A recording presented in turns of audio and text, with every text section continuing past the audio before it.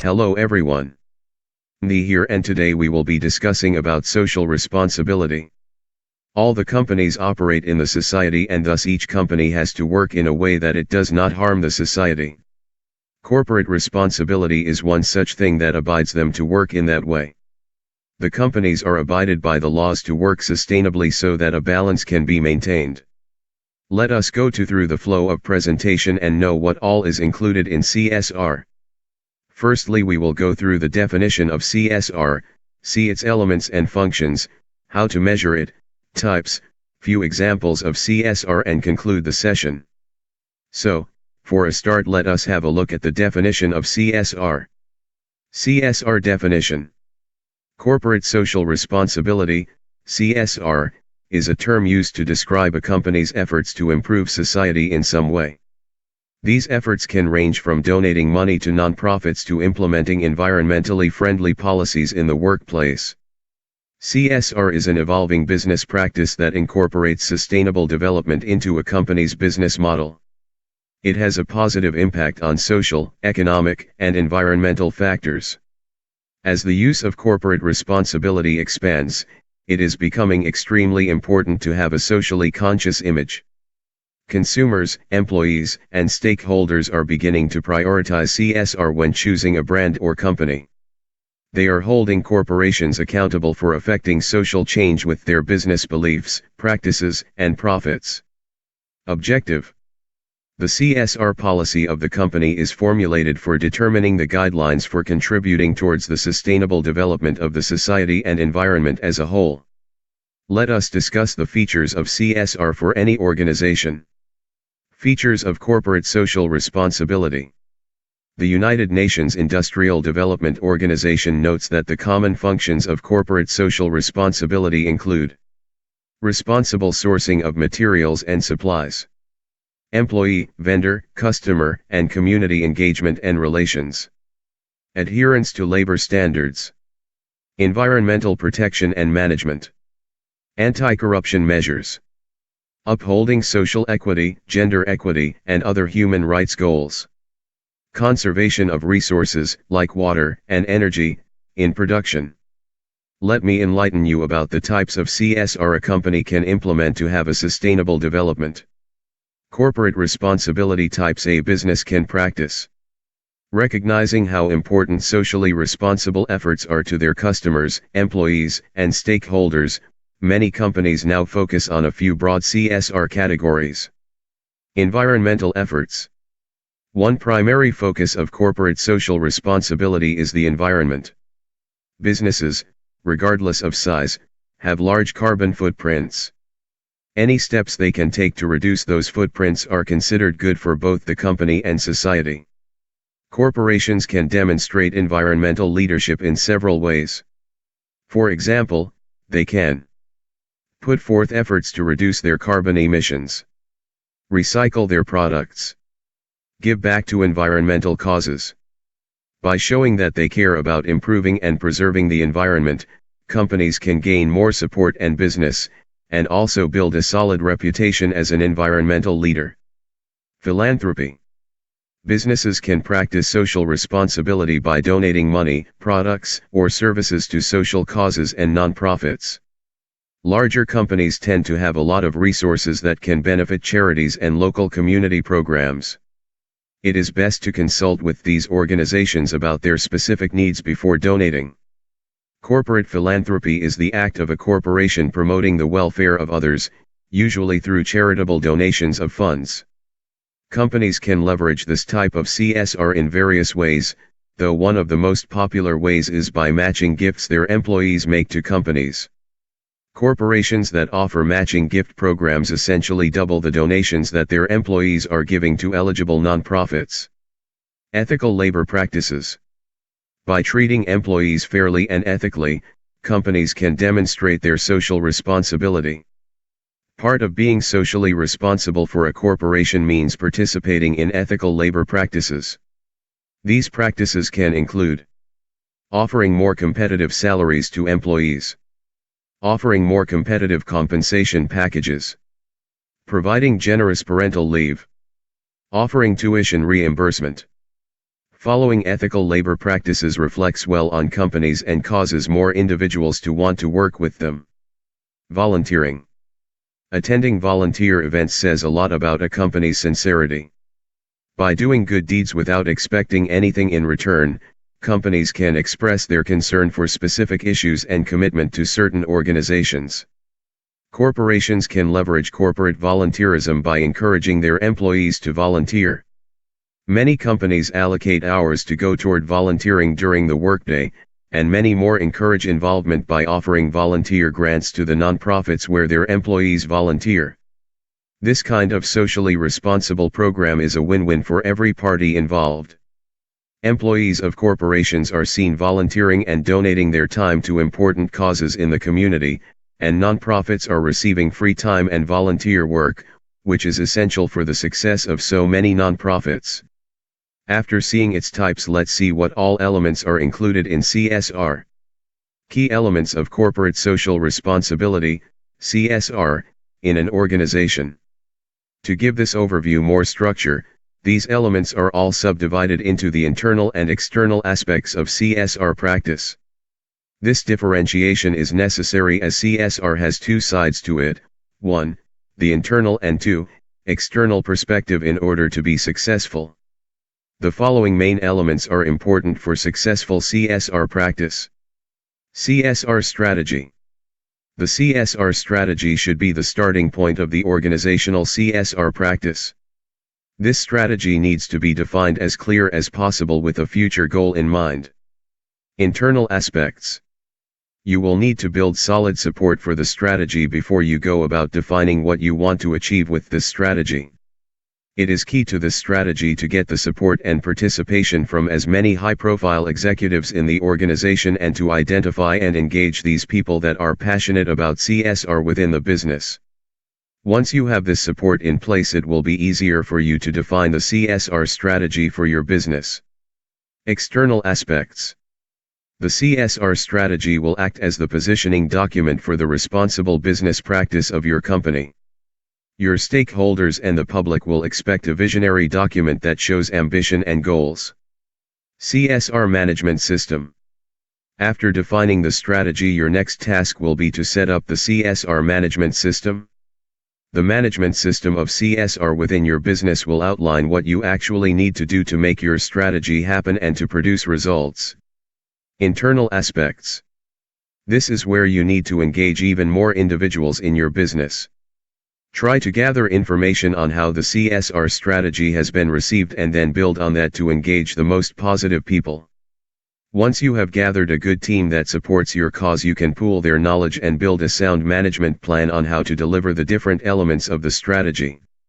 The CSR management system is the customized tool to successful CSR.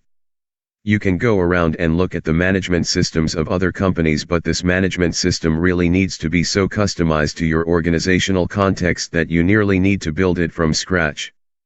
External aspects. This will be the CSR tool you will be asked about a lot once you have it set up.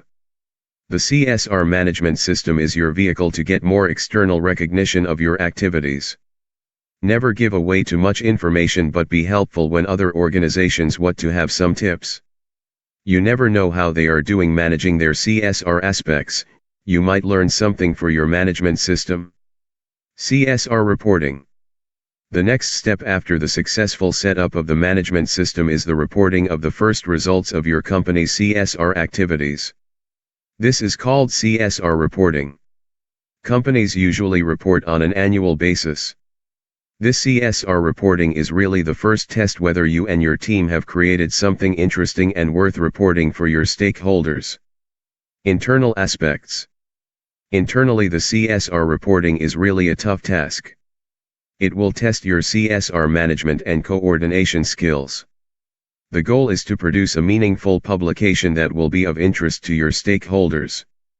The challenge you will face inside of the company is that it will be very hard to get all the numbers and the signed of text in time to be still up to date and relevant.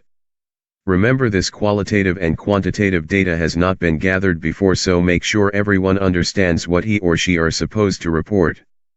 External aspects. CSR reporting is a very important tool once you start out with CSR as an organization. Externally, the CSR report together with the CSR management system will be your CSR face of the organization. So the more professional you can make it, the better. Stakeholder engagement and communication. Stakeholder engagement and communication is the area which keeps all of these areas together and connected. Without engaging your stakeholder on a continuous basis, there is no real long-term value in building a CSR strategy, a report, or communicating what you as an organization have been doing. So what do you need to take into account to practice successful stakeholder engagement? Internal aspects. Key to stakeholder engagement is to be as transparent within your company about what you and your team do as the CSR team. This will be the first question colleagues will ask you, but what do you actually do? Effective stakeholder engagement starts in our own backyard first. Once you have that running, you can turn to the external perspective of stakeholder engagement. External aspects. Once you have the internal stakeholder engagement and communication running smoothly, you can turn your focus to the external aspects. Here you should look to include interest groups such as NGOs, the local community around your sites, and other stakeholder groups that you have identified as being important to your organization. External stakeholder engagement is very likely the hardest area of all of them outlined here. Why? Because you will take on the whole world, and each and every one can be your stakeholder depending what size of company you are working for. Research in stakeholder engagement is really still in its beginning, and the future will see a lot of innovation is this external stakeholder engagement area. These innovations can be modern communication tools or effective ways to identify the particular stakeholder opinion. Exciting times ahead. How CSR is beneficial to the organization, let us go through that. Benefits of corporate social responsibility. The benefits of CSR for any business can be listed as below. For employees. Employees like working for a company that has a good public image and is constantly in the media for positive reasons. Nearly 60% of employees who are proud of their company's social responsibility are engaged in their jobs. For society. CSR is a thoughtful and practical way to give back to society. When businesses are conscious of their social and environmental impact on the world, they can benefit society by giving back and helping to find solutions to everyday issues. For businesses. By taking part in CSR, businesses are providing positive social value. Consumers are reporting more and more that they are likelier to work with companies or purchase goods from companies that are socially responsible. For nonprofits. Companies with strong corporate social responsibility programs are looking for nonprofits to be the recipient of grants, matching gift programs, and volunteer grant programs. CSR initiatives help nonprofits find support beyond individual donors. CSR is a win-win. A commitment to corporate social responsibility is no longer optional. Companies need to understand that CSR affects their internal, employee engagement, productivity, turnover rate, and external, increased sales, customer loyalty, brand awareness, growth. By creating and participating in CSR initiatives, companies have the opportunity to showcase their core values and create trust among your employees and your buyers. Now, after implementation of CSR, how to measure it? Let us see. Measuring CSR. In the world of corporate social responsibility, there are 3 Ps: people, planet, and profit. They work in the same order. People come first. People. Employees. In our domestic lives, recycling is a common day-to-day activity. We separate our plastics, cardboard, and glass without really thinking about it. So, when staff go to work, they expect the same practice to go on. To the staff who work in your business, seeing that research and development is ongoing will add job security and pride in their workplace. Customers. Customers want more transparency than ever before with the companies they buy from. They want to know who recycles, who pollutes, who is ethical, who is responsible, and who is sustainable. To get started, you will need some reliable and advanced recycling equipment. Recent research has proven that when prices are on a similar level, the competition is no longer financial, but ethical. Companies and brands should shout about the corporate social responsibility work they are doing, so that if a consumer dilemma arises, they will come out victorious. Planet. Environment. This may be a little obvious, but it's worth pointing out the facts. When waste goes to landfill, something called acidic leachate seeps out of the plastic matrix and its toxic nature leads to groundwater pollution. The other alternative, incineration, is far worse, as it emits things like chlorine and toxic ash into the air for a tiny amount of calorific energy. It has been demonstrated that recycling plastics, like PET, most commonly plastic bottles, can save 26 times as much energy as the energy gained from being incinerated. You might as well burn money. Circular economy. It's a phrase that seems to crop up more and more often nowadays, and for good reason too. A circular economy is many things, but in a general sense of the term, it is a flow of materials. Recycling is key to that flow as it takes outgoing materials, cleans them, performs several processes on them, and then enters them back into the economy as new materials. This is great for CSR, mentioning that you are keen to support a circular economy. The benefits of this support will be movement towards more cost-effective and efficient packaging. Profit. After people and planet, comes profit. Recycling as a business will make you money, but not just from an increase in customers and a potentially happier and more efficient workforce. Did you know that your waste has a value?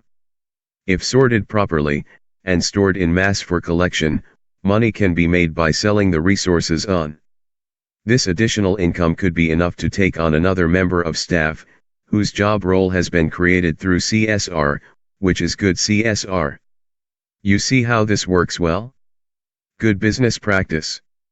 If it's good for your staff, your customers, your carbon footprint, your coffers, and your sustainable future, then surely it makes good business sense to recycle. Showing that your CSR includes recycling is just one of many ways that you can highlight to stakeholders and business partners that the business is progressive and sustainable. Image. It's a major reason that CSR exists in the first place, but maintaining a good public image is absolutely vital. If you look friendly, attractive, and caring, you will have more support than looking aggressive, unattractive, and ignorant.